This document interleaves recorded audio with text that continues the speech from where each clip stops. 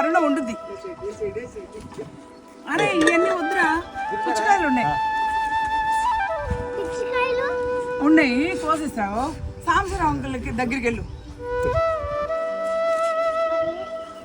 ఇది పచ్చిమిరపకాయ మంట వస్తుంది. ఇది ఆవు దూడలు తినవమ్మా పచ్చిమిరపకాయలు. ఇట్రా నాన్న, ఇది వద్దురా బాబు. సాంబశివరావు